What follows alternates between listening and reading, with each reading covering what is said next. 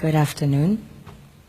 I am Malens, and I come from the richest country in the world.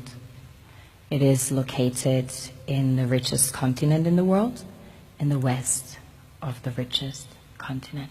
My country is called Sierra Leone. On the surface, we are blessed with infinite beauty and abundance of flora and fauna, producing the most exquisite harvest of coffee, cocoa, fruits, vegetables, and caoutchouc. You name it, we've got it. We also have diverse wildlife and vast marine resources, and waterfalls and rivers that run into the most beautiful beaches. The land is golden, literally, a true paradise, which of course is inhabited by the most beautiful souls.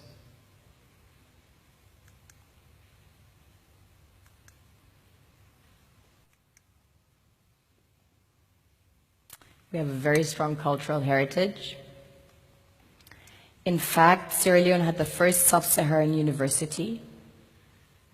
Prior to that, there was one in the kingdom of Timbuktu, which was the first university in the world, succeeding the great Gnostic schools of Egypt and Osiris. On a deeper level, we are blessed with the real treasures the kings and queens of this world desire.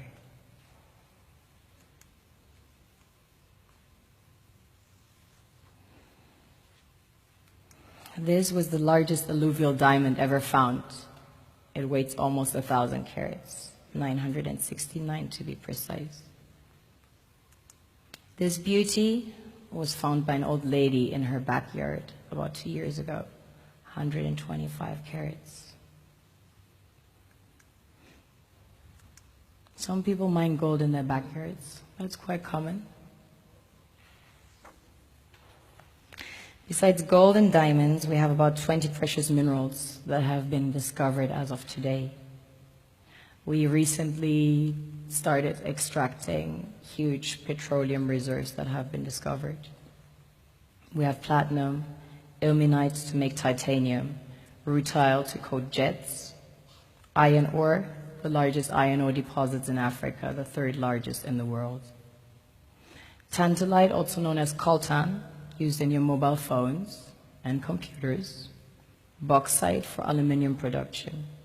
Zinc, chrome ore, copper, coal, phosphates, potassium, salt, lead, granite, asbestos, nickel, zircon. Furthermore, we have exquisite timber like mahogany, antique.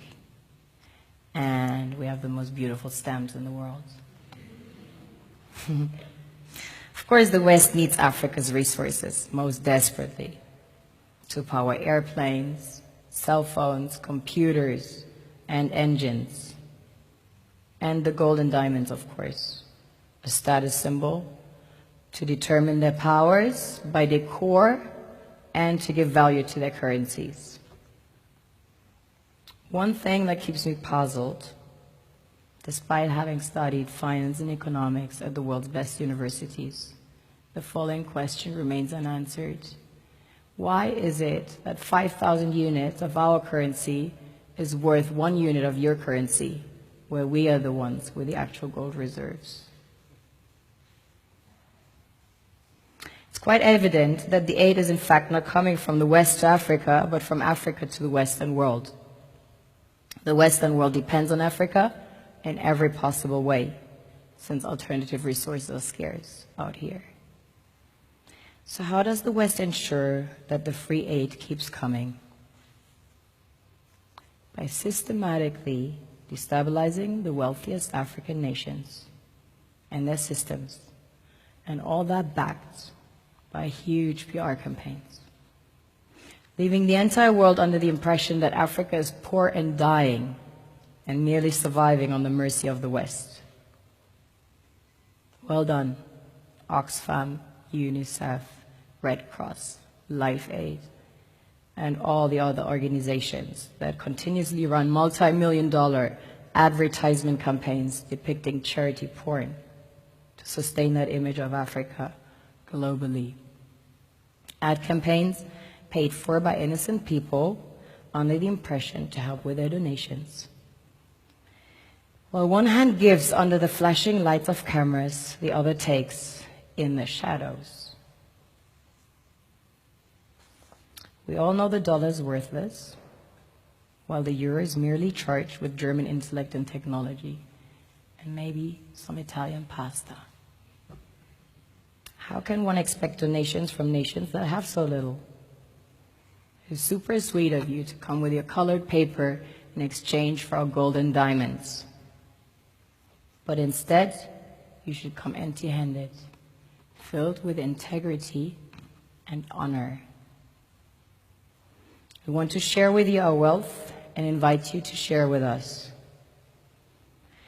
The perception is that a healthy and thriving Africa would not disperse its resources as freely and cheaply, which is logical.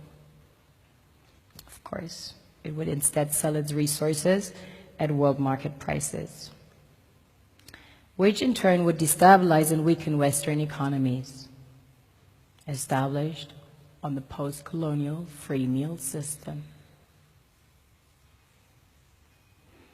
Last year, the IMF reports that 6 out of 10 of the world's fastest growing economies are in Africa, measured by their GDP growth.